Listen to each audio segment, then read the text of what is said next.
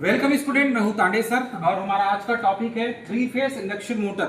Dear student, three phase induction motor को asynchronous motor भी कहा जाता है और इसका नाम इसीलिए रखा गया है क्योंकि ये सिंक्रोनस स्पीड पर रोटेट नहीं करती। इसका कंस्ट्रक्शन पूरा आपको देखने मिलेगा। ये डायग्राम हमने बनाया है, ये स्टेटर पार्ट है और ये अंदर वाला रोटर पार्ट है।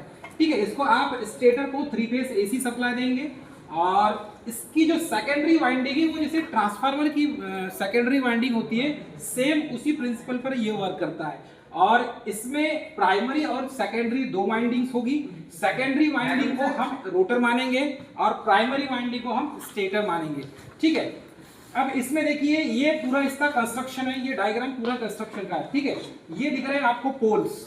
ठीक, तो इसमें कितने पोल हो गए? 1 2 3 4 5 6 7 8। तो 8 पोल वाला ये थ्री फेस इंडक्शन मोटर हो गया।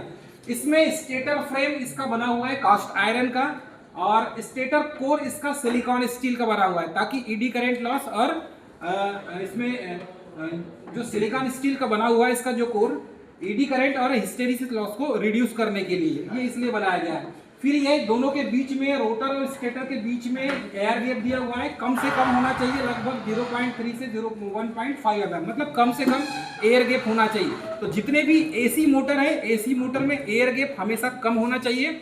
ठीक है, इस चीज को आप नोट करेंगे। ये वाला जो पार्ट है ये रोटर है, ये बेस है और इसमें जो स्लॉट होते हैं, है ना, ये जो पोल में जो स्लॉट होते हैं वो सेमी क्लोज्ड स्लॉट होते हैं, सेमी क्लोज्ड स्लॉट। तो ये चीज को आप याद रखेंगे। ये पूरा कंस्ट्रक्शन का डायग्राम है।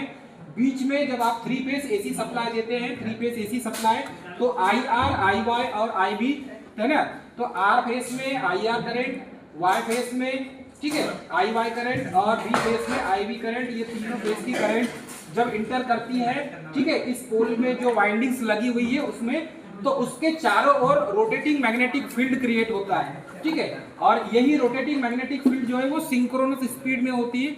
उसी सिंक्रोनस स्पीड को पकड़ने के लिए कोशिश करता है ये, और ये three phase induction motor rotate करता है। ठीक है, इसमें स्लिप होता है तो रोटर की जो स्पीड है एन आर, ये एन आर रोटर की स्पीड होती है। ठीक है, और एन एस ये फ्लक्स की स्पीड होती है। ठीक है, रोटेटिंग मैग्नेटिक फ्लक्स की, इन दोनों के बीच का जो अंतर होता है वो स्लिप कहलाता है। ठीक है, तो ये एग्जाम में कई बार पूछा गया है डियर स्टूडेंट। आई होप आपको समझ में आया होगा। जय हिंद।